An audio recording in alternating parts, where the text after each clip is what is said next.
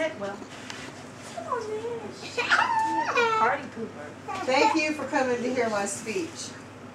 My speech is about color blindness and the effects that it has on a person who's colorblind. I'm going to start out by showing when you go to the eye doctor, you have the regular eye chart to see what you can see or not, you know, the letters, the distance, if you're nearsighted or farsighted.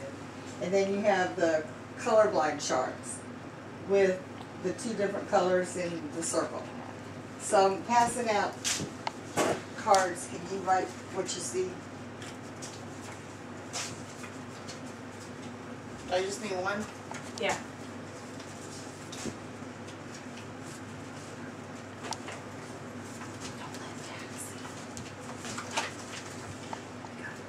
You want us to write the letters that we see or what we see? The numbers. The numbers. Do you have any pens? We have, we'll pass them around. Left to right. Okay, while you're doing that, I'll go on and explain why I'm having you do that. I'm talking about color blindness, and it's caused by the X chromosome, and it's usually, most of the time it's goes from the mother to the son, and the son to the daughter. And it's when the cells in the retina don't work because of the cone. The cones in your retina, it has the red, the green, and the blue pigment. Color blindness is when one of these pigments are missing or defective. That's according to Fechner and Wesner, All About Your Eyes by Dr. Paul Sig and Dr. Goffman. 7% of men are colorblind, 1 in every 12 men. And you can be partial colorblind or completely colorblind, which affects all the shades of one color. There's two different types of color blindness, red or green, or blue and yellow. The red and green is what Will has. He has trouble seeing the red and green.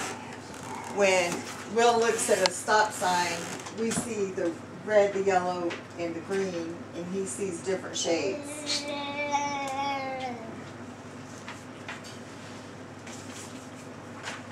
Y'all finished with your numbers? Yep.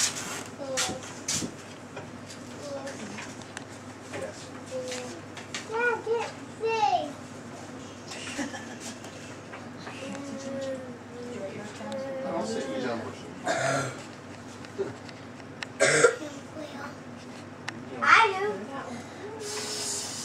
Don't do it. Okay, Will had trouble seeing these numbers because of his red and green color blindness. It's 45 here and 2 here. And y'all got it right. Will has color blindness. He's got it at birth, and they didn't realize it until he was in kindergarten when he had trouble with coloring. And it's affected Will in a few ways, but he's overcome it, and a lot of people don't even realize that he is colorblind.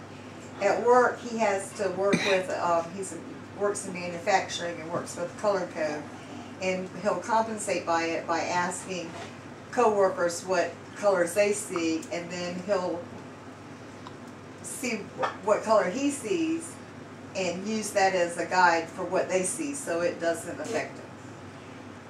So he can still do his job and still get promoted. And at home, it really doesn't affect him that much, except for when he dresses his daughter in the summertime and her clothes are mismatched. But in the winter, it's just jeans and a shirt. So in the winter, she's coordinates. And with hunting, mule deers are also colorblind, according to muledeerfanic.com. And they see black, white, gray, and yellow. And you hunters think that you're hiding from deer when you use camouflage, but in reality, camouflage stands out like a neon light to people, to deers that are colorblind.